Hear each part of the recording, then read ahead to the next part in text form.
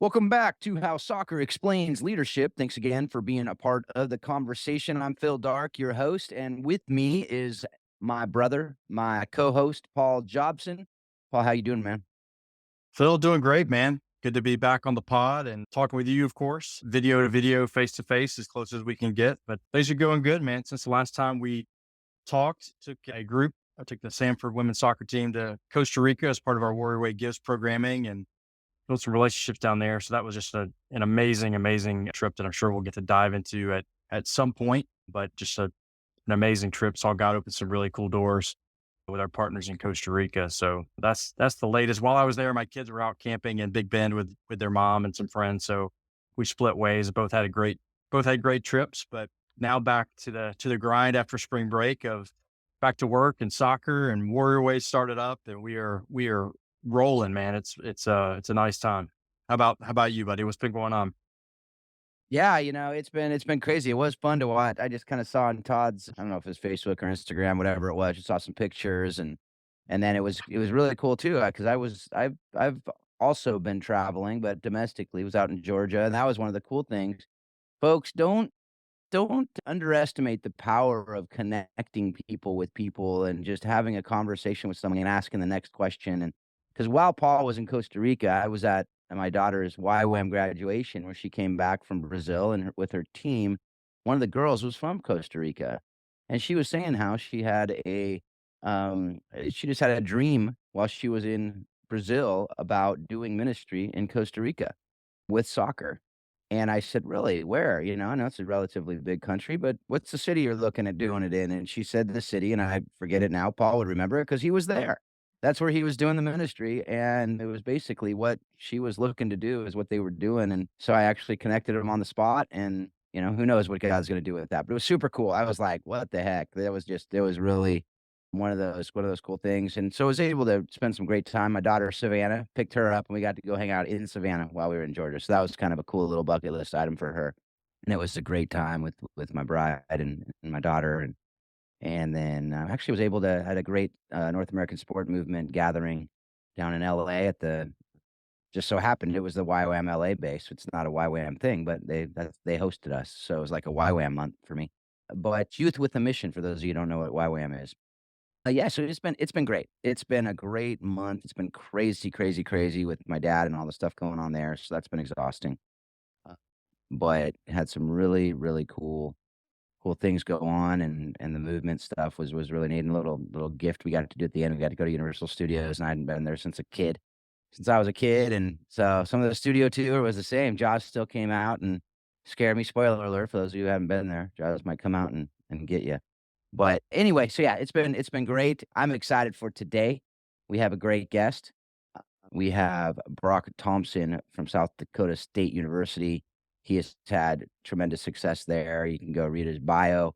We're going to talk about get into a little bit of story and everything else. But most recently, he was honored with the FCA Layton Shoemaker Award, which goes to someone who is glorifying God on and off the field. And after reading what Brock's been doing, I'm excited to get into this conversation. So, Brock, how you doing, man? I'm doing great. I'm sitting here in Brookings and it's a snow day, which is crazy for some people to recognize that it's March and there's white stuff flying around in parts of the country that we live in. But great to be with you both. Yeah, Paul and I definitely do not have a snow day today. No, it's a rain day today, but when you said snow, I kind of got nervous a little bit. I don't do the cold weather very well, but hey, somebody's got to live there, right? We can't all live in the warm weather area. So I appreciate you, Brock, for being one of those who can tough it out and live in the cold weather states. Yeah, some years are harder than others, and February teased us here. We were training outside, and now we're back inside. But you take it as it comes. Yeah. Yeah, it's funny because typically we have the Waco weather report, but we did not have that this episode, and you brought the weather I report snuck it from in. South I Dakota, so that snuck was it in, good. though. Yeah, you did. It's You did raining. sneak it I in snuck it in. It's raining, afterwards. but it'll be 75 later. Just it'll be nice and dry for Warrior Way this afternoon. So there you go, That's Phil. I good. don't wanna let anybody down there. I like it. I like it. So I think we've all kind of had the spring tease, where it was a few days. We had that same thing, 75, 80, perfect weather. And then now it's back down in the super cold down here in California, 60s and the 40s. So, Ooh, I brutal. don't know how we're doing it. I don't know how we're making it, but we're gonna push through and we're gonna make it here in California. But Brock, we always love to share. We always just love to have our guests share their story. Just, like I talked about the bios on paper, they can do a little bit for you to get to know somebody, but not really. So we just love hearing, how just your story, how you got to where you are today, how you developed your passion for soccer, for coaching, for leadership, and how you did it up at South Dakota State, coaching and having tremendous success there. Yeah, I'm happy to share. We could probably, if we dive deep into it, we could fill this whole episode with that story. I'm incredibly blessed to be here at South Dakota State, and God has blessed me really through opportunity, but also some trials. And I got my collegiate coaching start in Bismarck, North Dakota, at the University of Mary, and I distinctly remember, being in my senior year of college and changing my major from a healthcare related major, which was, which was nursing to biology education because I felt called to coach. I coached a JV team that spring season. I remember very distinctly feeling that calling. But the early years of my coaching very much was filled with an extension of my playing days. And looking back on it, it's easy to start to label what some of those years were like. I would say very much we're more transactional than transformational from that. Even we had success at the University of Mary, which was an NAIA program at the time. And I remember, I left to be a graduate assistant in Indiana State and, very much left it and really felt unappreciated there a little bit. And I think as I worked through that in my time, I realized that was maybe more of a wound that I was needing to deal with versus really what was happening. But ended up at the University of North Dakota as a head coach for 3 seasons. And, went to the NCAA tournament, beat the number one team in the country the first year, and by the end of year 3, my contract was renewed. And so that's the coaching profession that we live in, but that's also the time where, God really met me at that difficult time. And really, there's the whole story in my testimony that revolves around that. But really what it came down to is he said, I called you to coach, but you're not doing it the way that glorifies me. And Lang Wiedemeyer at South Dakota State in 2008 gave me an opportunity to work for him. And it was the greatest thing ever. I worked for an incredibly Christian leader, modeled what it meant to be a good father, a good husband. And I was in an athletic department that was filled by those people. Our football coach here was the same way. Our men's basketball coach here was the same way. And worked with Lang until he left for Liberty University after the 2016 season and was blessed to be elevated at that time. But, it's those opportunities and trials that have really shaped me. And, I'm a much different coach now than I was, in the early 2000s. And I hope in 10 years, I'll be a much different coach then than I am now. So that's a little bit of the roundabout way of how I ended up here at South Dakota State. And certainly, as we get into this conversation, you're welcome to poke and prod in any direction that you guys want to go.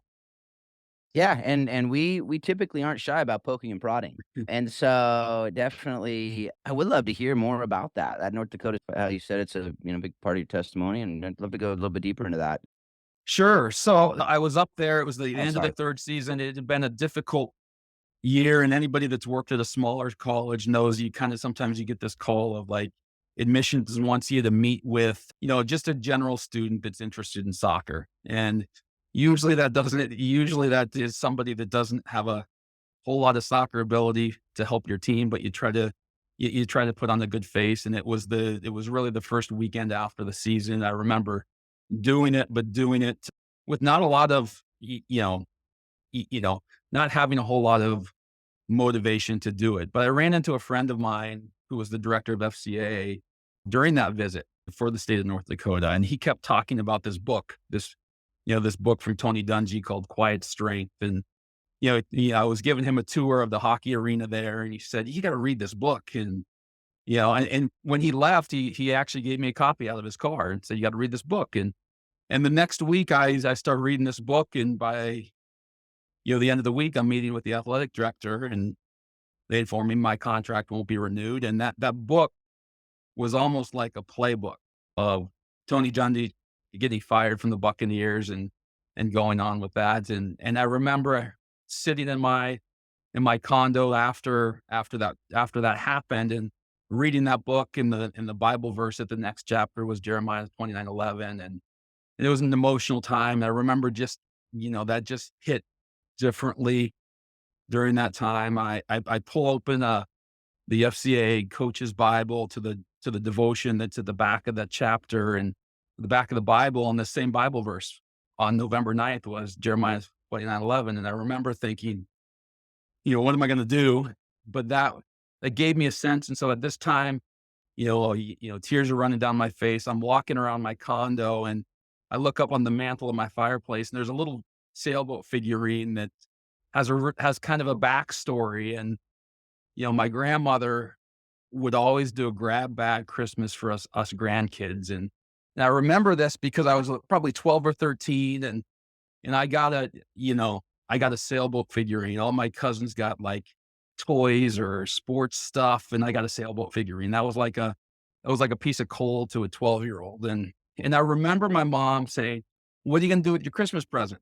And I said, "I just want to throw it away." And she said, "Well, throw it in your desk drawer. One day you're going to have a house, and you're going to want to fill this." And so I just remember how upset I was at that Christmas present. And I remember my grandmother saying, "Oh, I'm so glad you got that one." And I'm thinking, like, why are you glad I got this? Like, that's the worst gift in the whole, pile. And so I'm walking around my apartment. 3 months I'd been living there, and my parents brought up a box of stuff, and one of the things was a sailboat figurine. My mom sent it on the mantle, and I'm looking at that sailboat figurine, and it's got on the sale, it's got Jeremiah 29:11. And I just remember during that time feeling so secure in a time of uncertainty in my life that it just is not explainable to me. And I just felt the security of saying, "God, like this is what I've called you to do. You're not doing it the way that I want you to do it. I've got you, but you got to trust me." From that. And it took about 6 months, and Lane gave me an opportunity to join his staff at South Dakota State. And that's how I've ended up, up here. But it was, you know, not an easy thing to go through, but I wouldn't change it for the world. And it certainly would, it, in a weird way, the biggest blessing that I've been given for sure. Yeah, it's crazy how sometimes that happens, right? In the Right. moment, in that blip, we're like, "Man, what's this gonna turn how can this turn out for good?" And then Right. looking back, we go, "Man, that's really cool." Even a sailboat at 12-year-old birthday Christmas or 12-year-old Christmas from grandma, you know?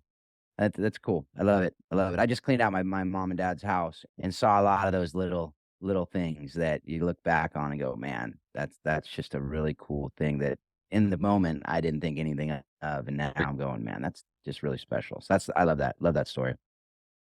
Yeah, definitely cool on God's timing of things too, right? The insignificant things that he makes significant, that were always significant, that you just don't know about until he needs them to be there, right? So that's really cool. I appreciate you sharing that.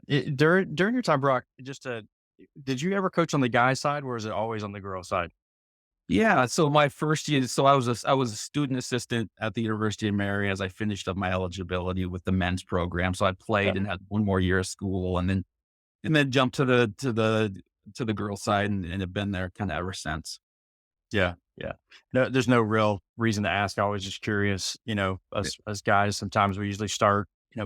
Me too. My first college session was with the team that I played for. Right, I was in a Yeah. second or third assistant or whatever, and then girls from then on out. So, but Brock, you tell a little bit about your story, and it's awesome how God has worked through your life to this point. Will continue to. But how would you define your personal why? What's your life purpose, and how would you say you're living that out?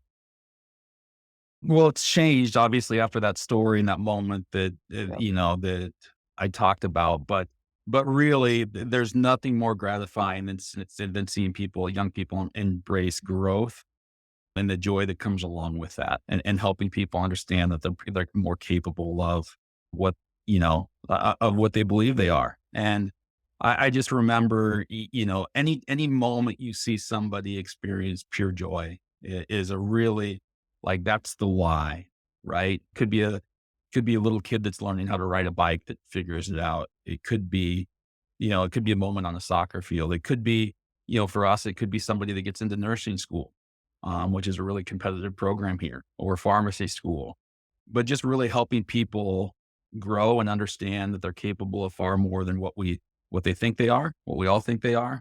It is really what, is really the reason why I coach. Yeah, I love that. I mean, I think that's, when we get to the heart of, you know, I think why a lot of us initially get into coaching may not always be for the right reason. But I'll say this before I get into that.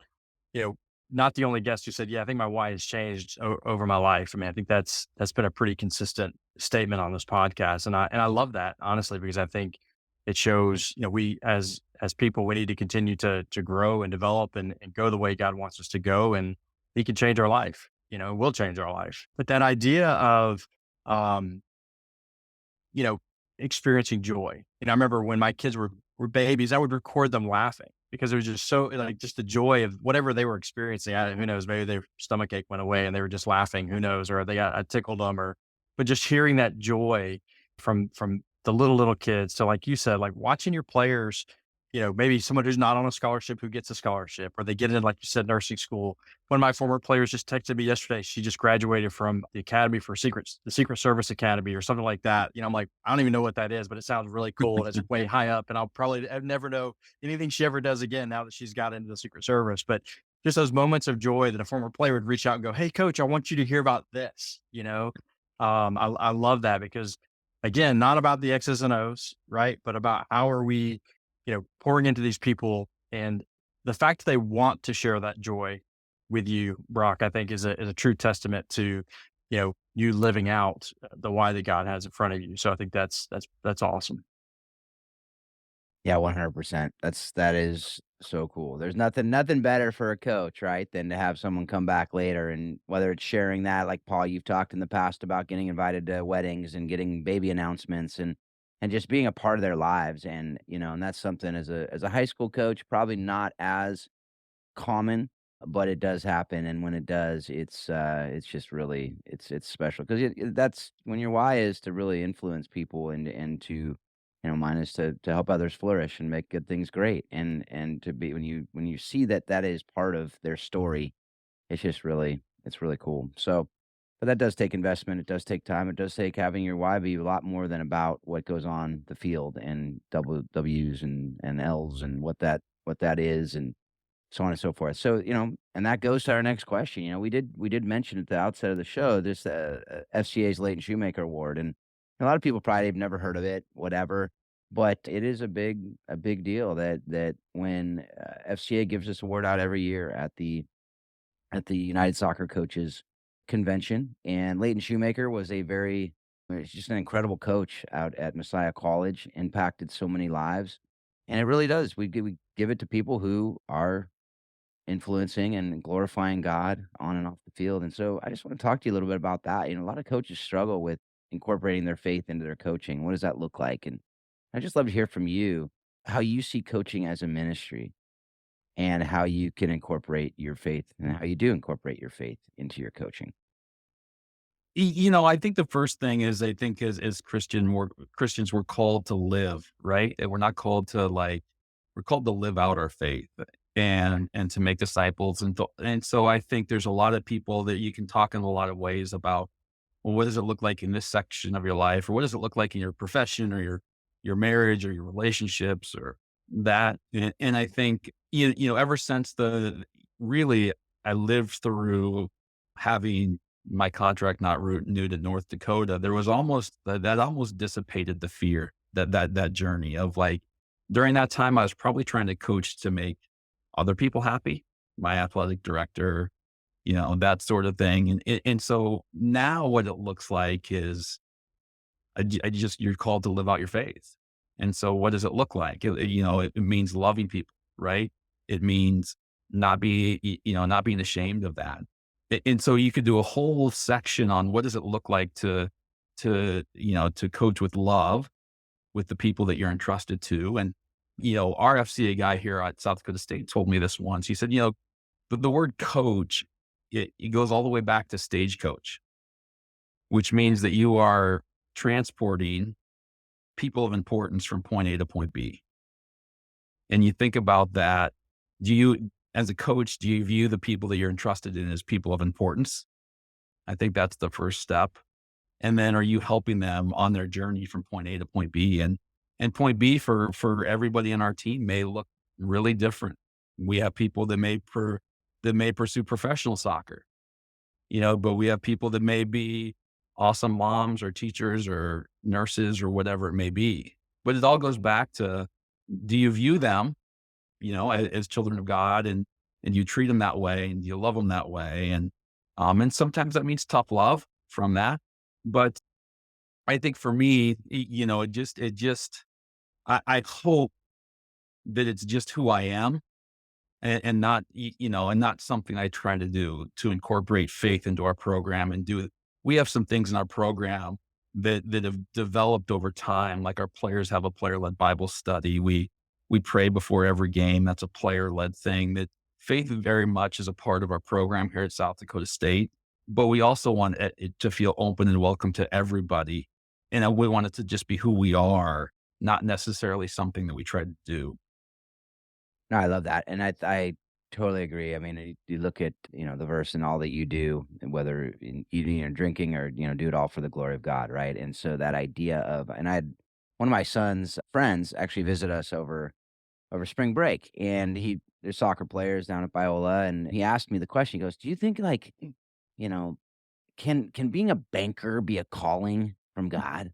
Can being something just a regular job, quote unquote, outside of it?" And I go, "Absolutely." I go, "The secular sacred divide is a man-made thing. We are to do whatever we do for the glory of God, and that means living it out. It does, and our, number one calling is to make disciples.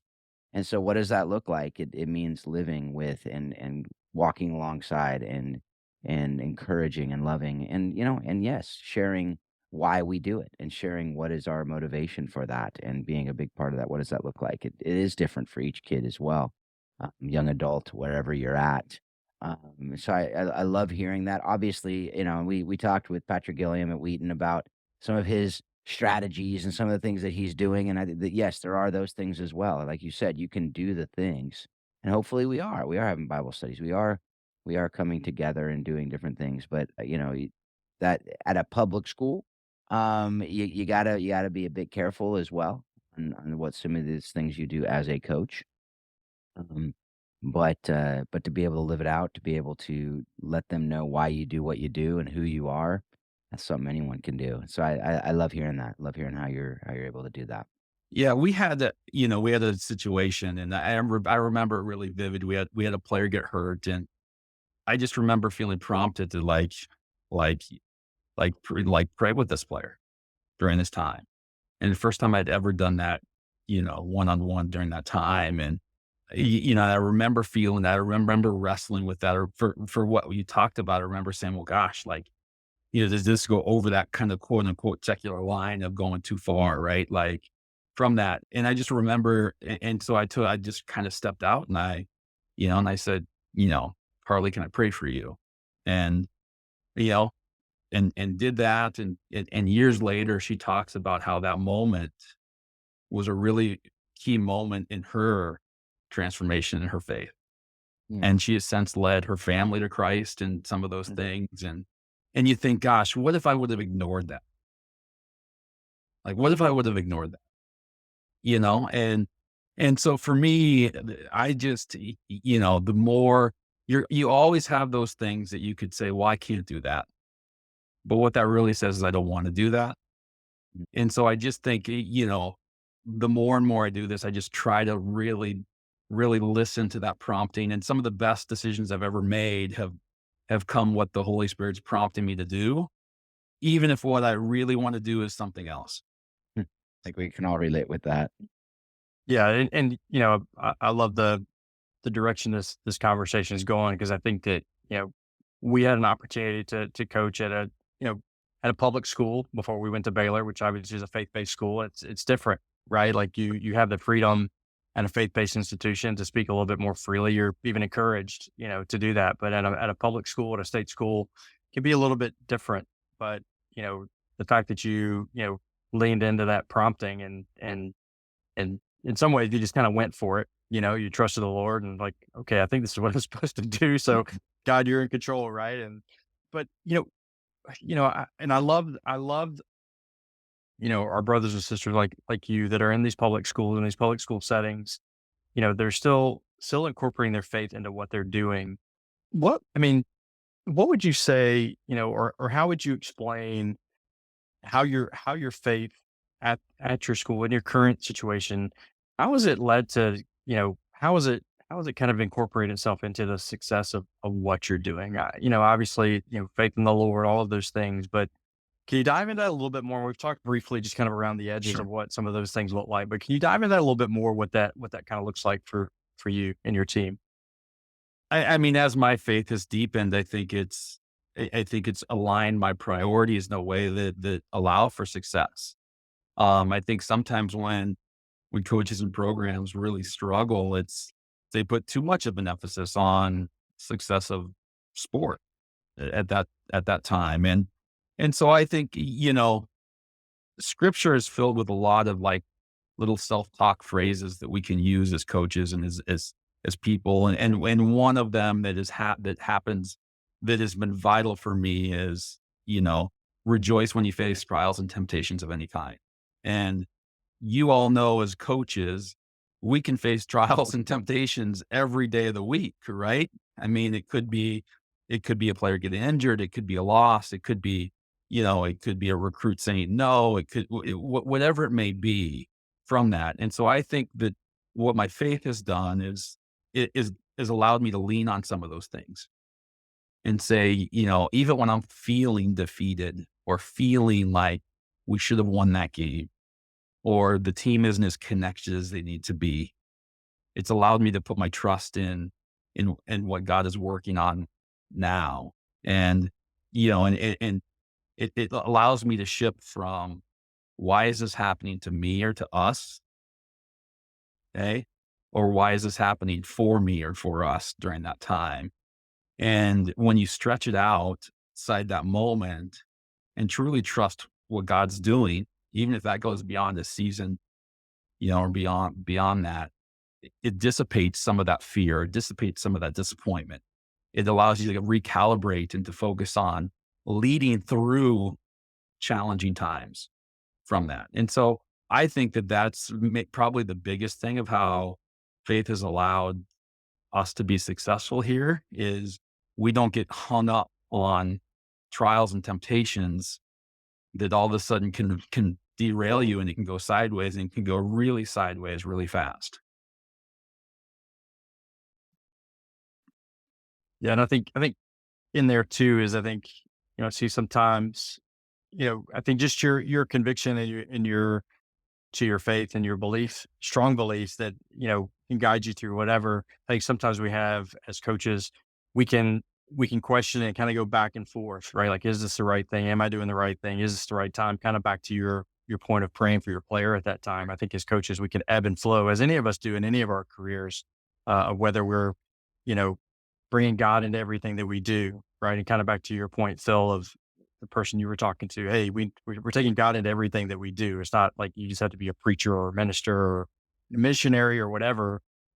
I think maybe some encouragement for some of our coaches out there that are Christians, maybe not in a Christian environment, even they find themselves maybe alone. Where do they find that support? And I'm sure, Brock, you've probably got a great team of support around you too that encourages you and accountability. What does that look like for you?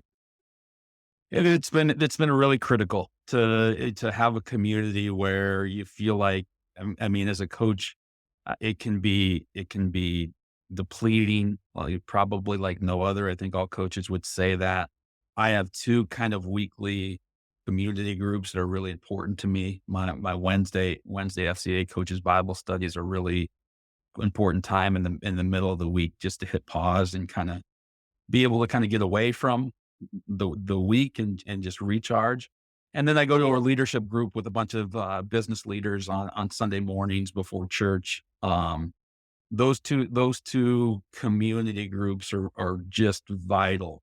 Oftentimes as coaches, you're pouring into people whether you're players, you're like, you've got to find a source of community that's pouring into you too. I think that's vital. That's been really vital for me, where if my schedule allows it, like causes me to miss those for a week or two, I feel really low as far as just energy, just the source of what I have to give out during that time. Yeah, that's huge, and I appreciate you speaking into that a little bit because I think we sometimes can lose sight. You're right. As a coach, as a college coach or coach at really any level, it can be a lonely place, a head coach, Right. and just reminding everybody to keep you're pouring out your cup. You got to find ways to can't pour out an empty cup. It's already empty. Right. So finding ways to fill your cup. So that's some great stuff. And Yeah, yeah, that goes to anything really. I mean, wherever any leadership position, you're talking about pastors earlier. You're talking about what leader when you're leading something, a lot of times everyone just assumes you got all your ducks in a row and you got to figure it out and you can do it, no problem. And sometimes you start believing it, right? And Mhm. you're like, I don't need that input. I got it. I got it figured out. And it's a sign of weakness for some people to say I need other people. Right. So I just want to encourage people out there, make sure you're surrounding yourself with people that care about you, that know you as well as you know yourself, or better sometimes when you're kind of in this delusional world, that they'll call you out of it, for people who will be able to challenge you, for people who will be able to speak truth into you, for people that will be able to make you better, right? So that's something that a lot of leaders don't do because either they think it is a sign of weakness or they don't want that challenging. They want to just be able to do whatever they want to do and do it how they want to do it. And it will not only make you a better person, it'll make you a better leader, it'll make you better in all that you do if you are seeking out that mentorship, that brotherhood, that sisterhood, for those of you who are out there. Um, to be able to have that is not only something that will add and be kind of a cool thing, but it's critical to long-term longevity, not burning out, not just hitting a wall. So yeah, I love that. Love, it's a lot of reason why we do this show is to be able to hear how people are doing that, to continually remind us that we need these things in our lives to be able to remind us that this game is more than a game. And that's something I think a lot of people forget sometimes when we're just going, well, I can just keep doing the right drills, I can just keep doing the right things, I can just keep doing it, just hitting the grind, hitting the grind, hitting the grind.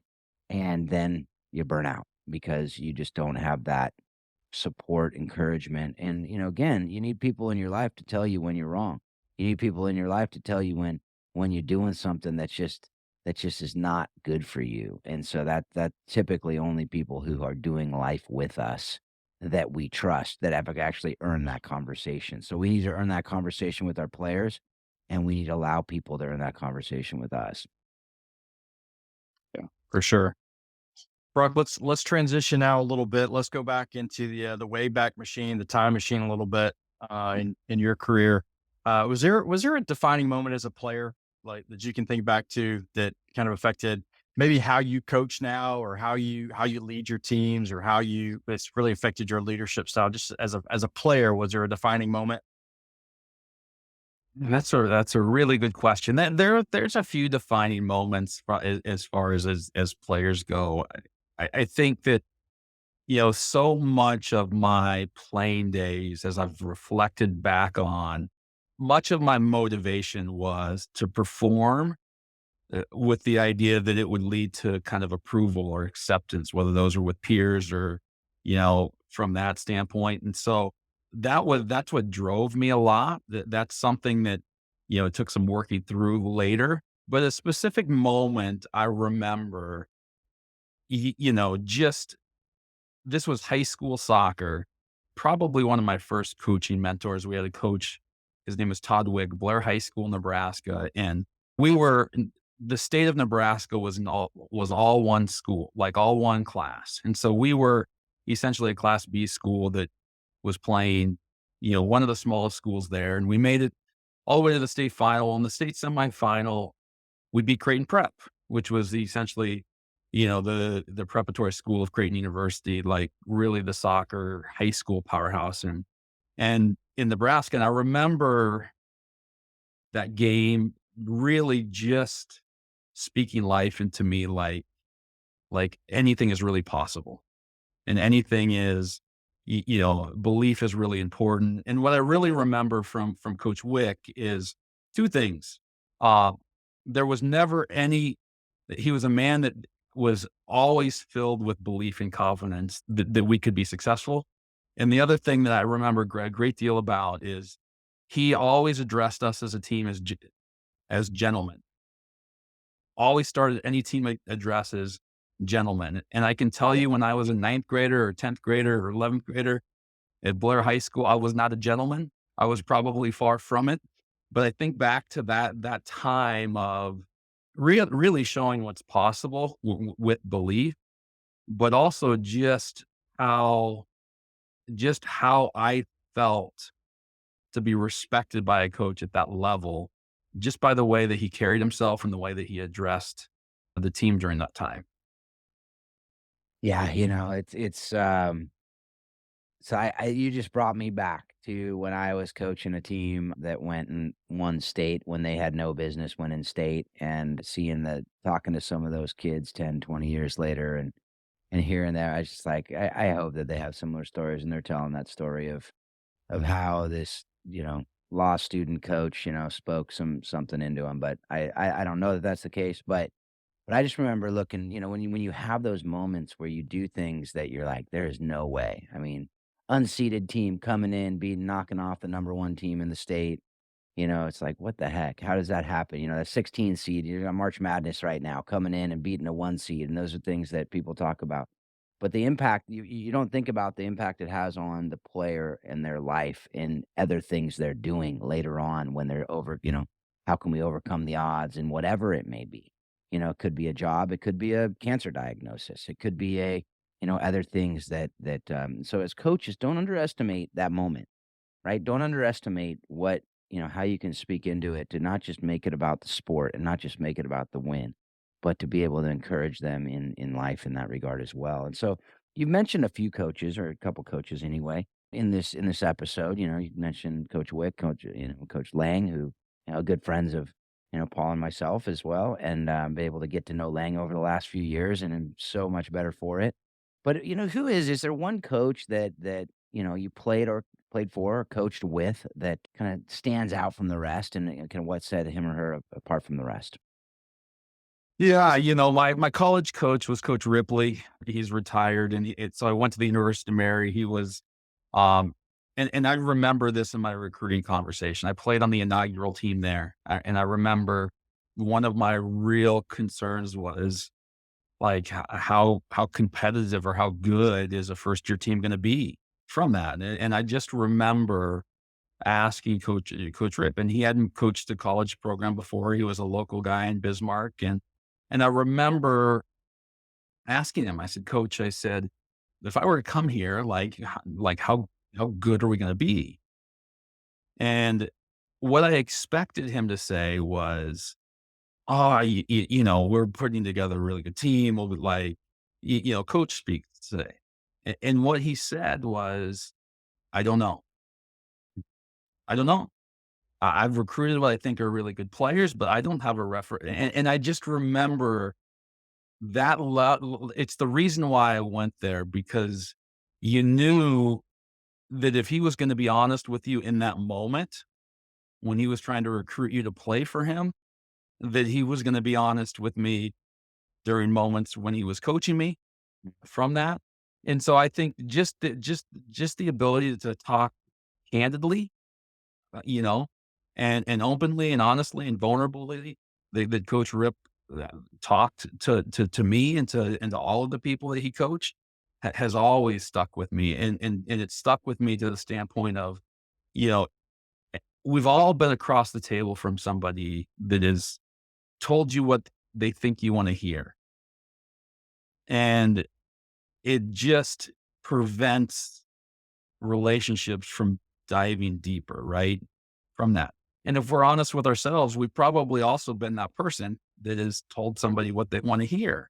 Mm. But when you have that level of authenticity and vulnerability, and you have the courage to do it, even when it's hard, or even when it may cost you, it really endears people to somebody. And so I'm grateful for Coach Rip at the University of Mary, and that's the biggest thing. And and our football coach who just retired here at South Dakota State, Coach Stiglmeyer, was very much the same way, very much the same way. And so those two things were really important in my coaching journey, and really the journey of going from, being transactional and being the coaching really about the extension of my playing days and a little bit about my ego to hopefully transformational in my players' lives and hopefully building something that goes far beyond the soccer field. Yeah, that's so good. That's so good, and I love hearing that the most influential coach is a guy who is just honest, Right. right? And said, "I don't know," when he didn't know. Right. And that's something that's such a great leadership lesson is saying, "I don't know," is the best answer you can give when you don't know. Right.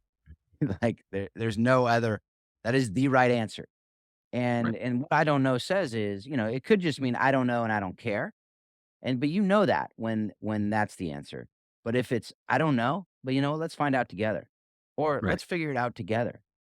Let's go I'll go find the answer for you, and if I can find the answer, or let's go do this and see how good we can make this team, let's answer this question together." And so that is something that a great leader is able to, uh, convey.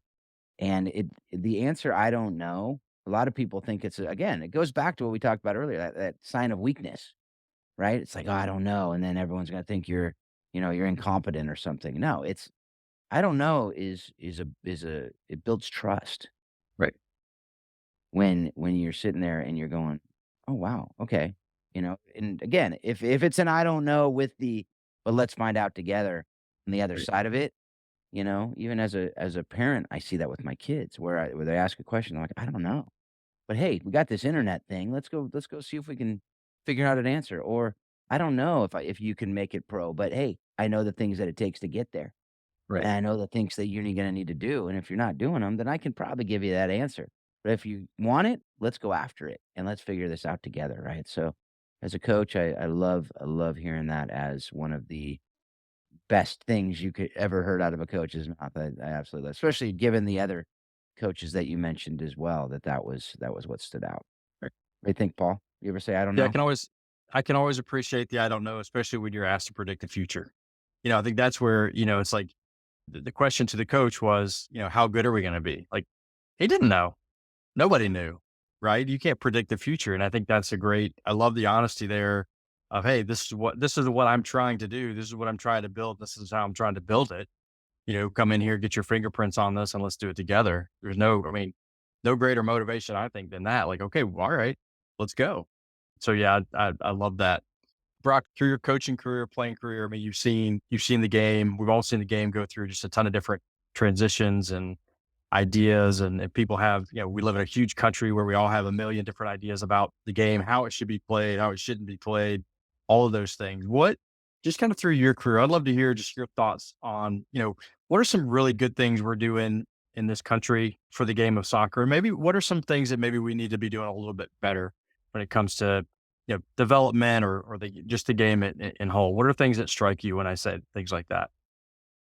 Yeah, and I think that, I think as far as the game goes, I think the exposure of the game at the biggest level is as bright as it's ever been. I think we all three of us probably remember watching the '94 World Cup or the '99 World Cup, and that shone like that shone the light of soccer to people who weren't exposed to it before. Well, we now live in a country that it's exposed at a level that's much, much brighter. And so you can find it more often. You can see it more often.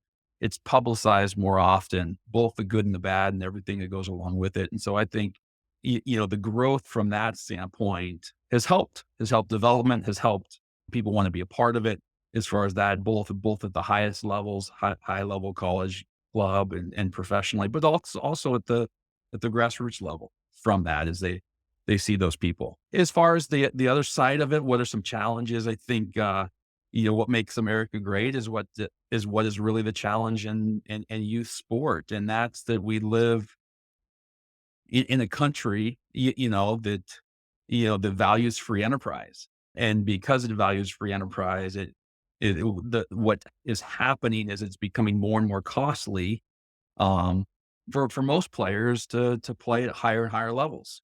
And, and I think that that's a really, really big challenge when you start to look at soccer in other countries. The better you are in most other countries, the cheaper or more profitable it becomes for you and the family.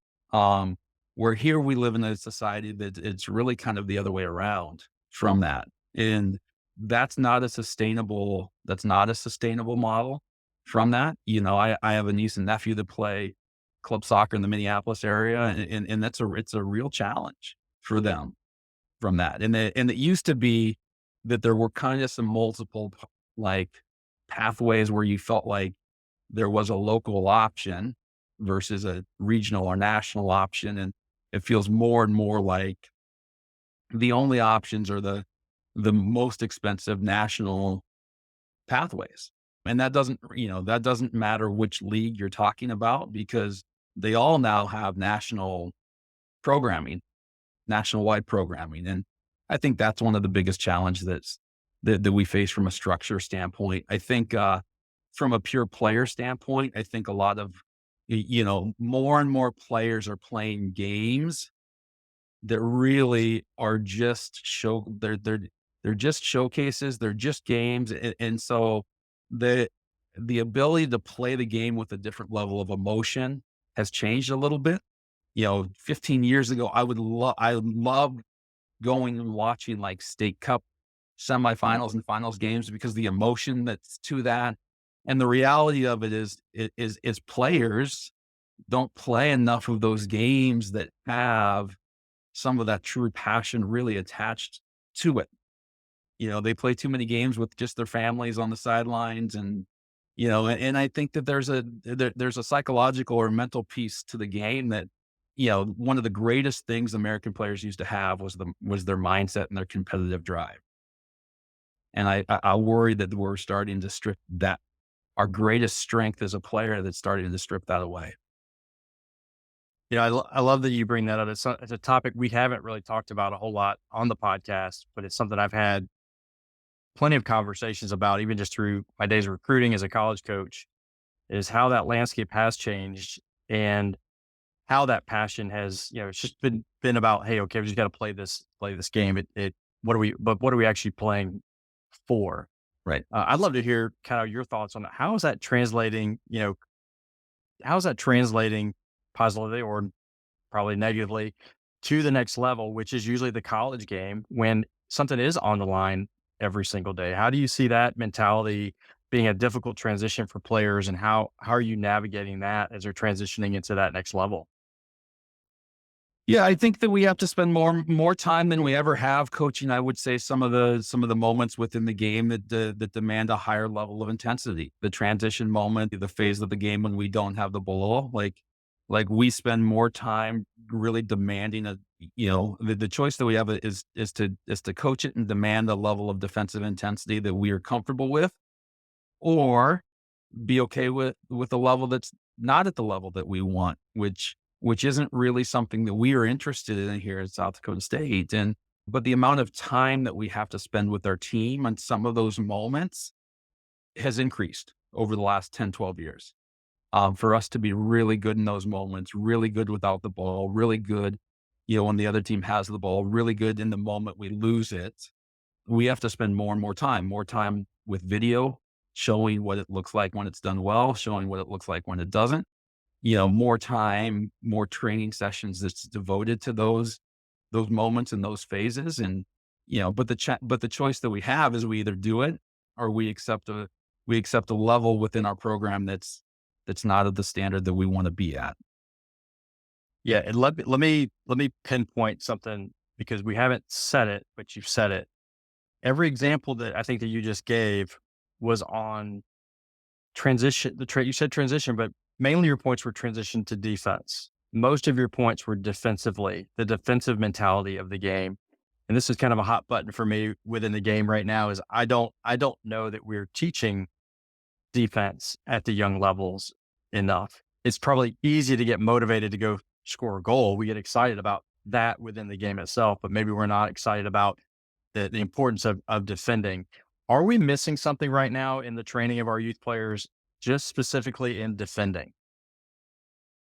Yeah, I think, I think we are. I think we're missing. I think fewer and fewer players have the desire to defend at a high level, whether you're pressing forward or whether you're, a sophisticated center back who's reading the game. It's the same thing, right? That embraces that part of it from that. And so I do think that we're missing it. And I do think that we're just not emphasizing it enough.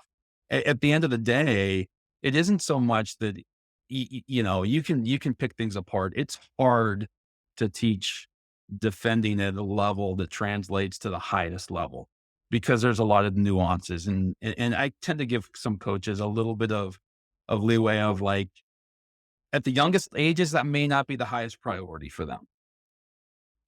Building players' technique and the confidence with the ball, should be the priority of people in the golden age of learning, right? But just demanding a level of effort and intensity in some of those phases, I think does wonders.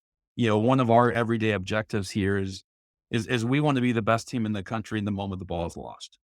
I think you can control every aspect of that. What does it look like if you're the one that loses it? What does it look like if you're 60 yards from the ball? What's it look like if you're on the sideline, if you're a substitute? But we can choose to embrace that. But I can tell you that it's getting harder and harder for us to even get our team to embrace that at the level that I think the best team in the country looks like in that moment that they lose it, because it takes a level of investment, to do hard things, to do things that you weren't necessarily taught growing up that are the best parts of the game. Yeah. Yeah, Brock, we would have gotten along very well on the sidelines if we were a staff together, because we built all of our teams back to front. It was defense first. And I do think, a lot of it has to do with, I think great goal scorers are very hard to find. So to be in a game, you've got to be great defensively and hope you can score now and again. And maybe you get a great goal scorer maybe once in your career as a coach. I don't know. I don't know that I had a phenomenal one, but I had some decent ones. So just to be in games, I think defensively it's there. But back to full circle this whole conversation, this could be its own podcast, and maybe it should be. Full circle is when the game's on the line and it means something and it's for something. I think every player is willing to defend a little bit harder when there is something on the line. I think like you said, as many games as they're playing right now, a lot of that's being lost.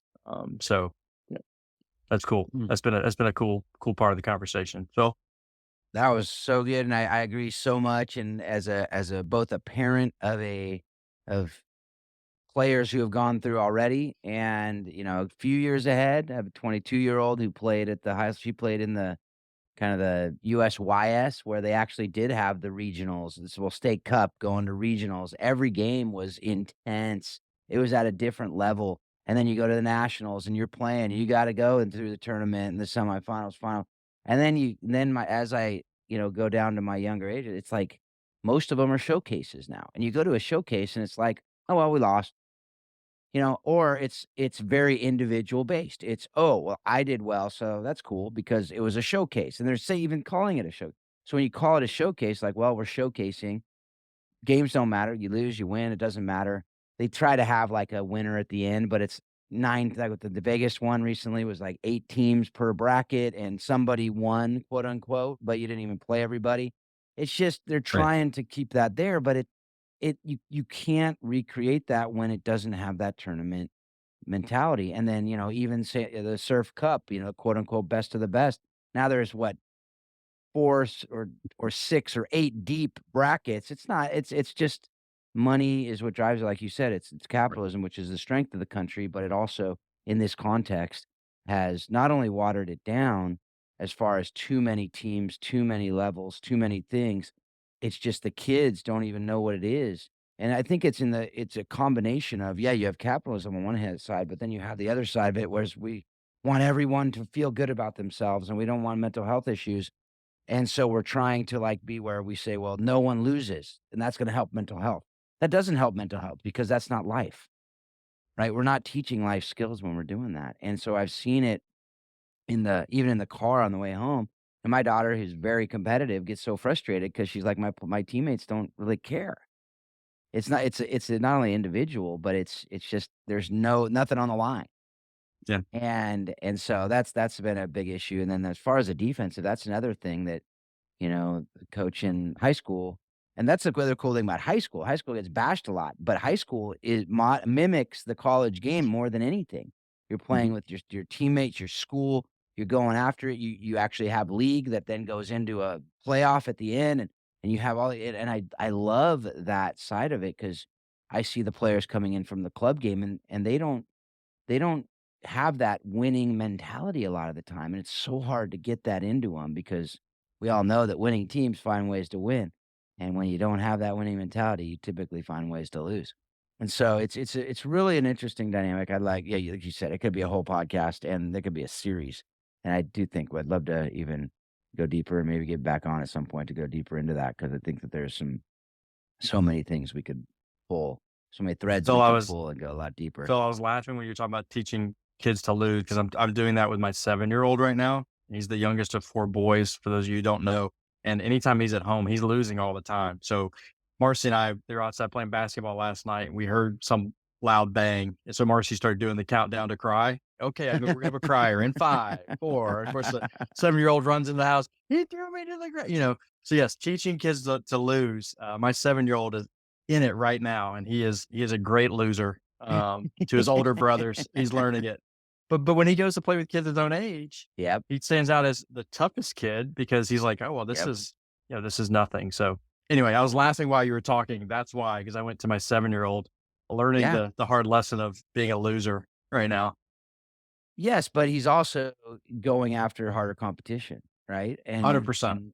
and Yeah. and when, like you said, when he's in that cauldron, he'll know how to rise up. So anyway, there's so much more to that, but I love that you went into that because yeah, we haven't had someone we talk about pay to play a lot, but not the kind of implications of it, right? And what that looks like. And so anyway, we, have to bring this to an end because believe it or not, we've been at it for an hour already.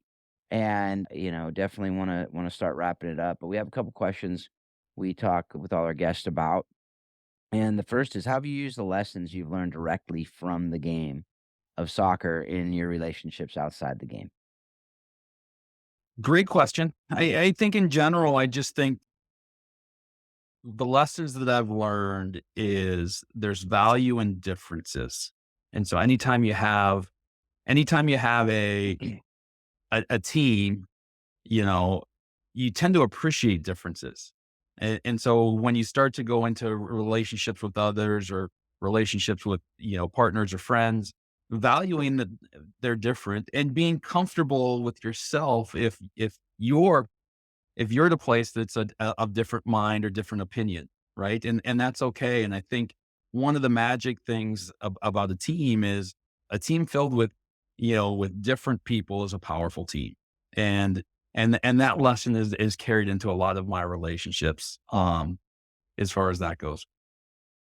I totally agree. I think, as I said, even if you had a team of 11 Messis, it'd be a pretty good team, because the Messi's incredible. But it wouldn't beat most teams out there Right. because he's not gonna play goalkeeper, and he's not gonna play center back, and he's not gonna play all the other positions that you need on the field. He could try, but it's not gonna, walking around there in some of those positions that central midfielder isn't gonna do it. But you want Messi on your team, right? But that and go down the line, some other players couldn't do other things, but to be able to have those differences is not only good, it's critical Right. to have a great team. And so what a great life lesson. Sure. Brock, last question here for you that we ask everybody. What have you watched, read, or listened to that's most impacted your thinking on how soccer explains life and leadership? Mm. Well, I read a lot. I actually read every day. That's one of my like kind of keystone habits or cornerstone habits. A few books that I would say have been really inspirational for me, whether they've hit at the right time. So I'll give you a few of them. The first one is a book called The Traveler's Gift by Andy Andrews. That was the right book at the right time for me, but there's some great lessons in there. The book that impacted my coaching the most is really 3D Coaching by Jeff Duke. And very specifically, one of the lessons that hit me like a 2x4 across the forehead is really talking about why as coaches do we correct it with a level of specificity, but when it comes to praising players, that it tends to be generalized. And if you want to build confidence or really permeate your team, why don't we coach? Why don't we coach or praise players at the same levels of specificity as we tend to correct? And I go all the way back to like the U.S. soccer coaching schools. Like there was a whole like correct way to make a coaching point, right? Like rehearse, like which is great, but all of it had to do with correction. And so what do we do with our teams and our players when it goes well? And why do we tend to just go, good job, great job? And if you hit that level of specificity in praise, it's so much more powerful than any sort of correction. And then the last one, it's the one we're reading as a team. We've done it as a team a couple times. Is Dr. Henry Cloud, 9 Things He Must Do in Love and Life, is our team, kind of our team leadership book right now from that. And it just really talks about, really what are some of the things that he's observed successful people doing along the way. And so we have weekly group discussions with our team with that book as well.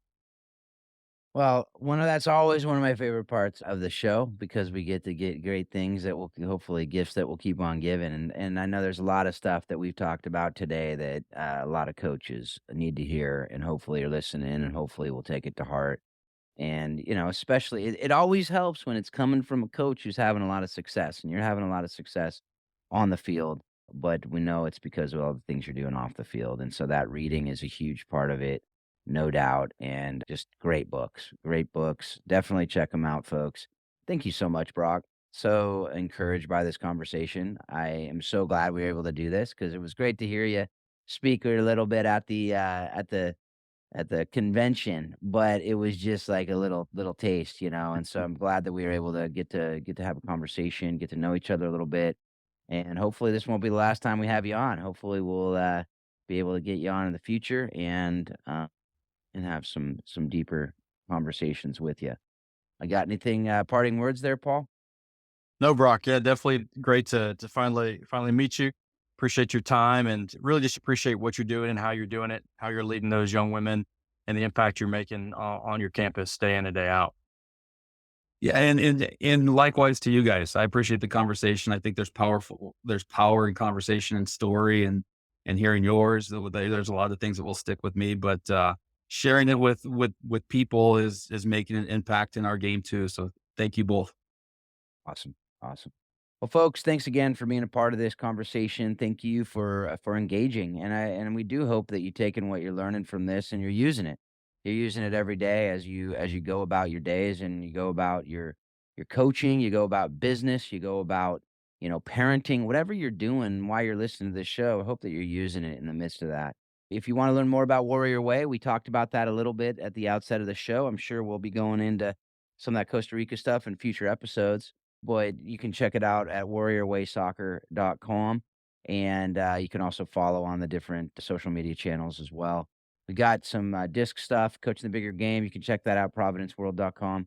It's where you can find out some of the information about those things. Also, coachingthebiggergame.com. All that stuff, everything we've talked about on this show will be in the show notes, and would love to engage with you there. So, folks, as always, hope that you're taking all that you're learning from this show and you're using it to help you to be a better coach, a better player, a better spouse, a better parent, better in all that you do. And continually remind yourself that soccer does explain life and leadership. Thanks a lot. Have a great couple weeks.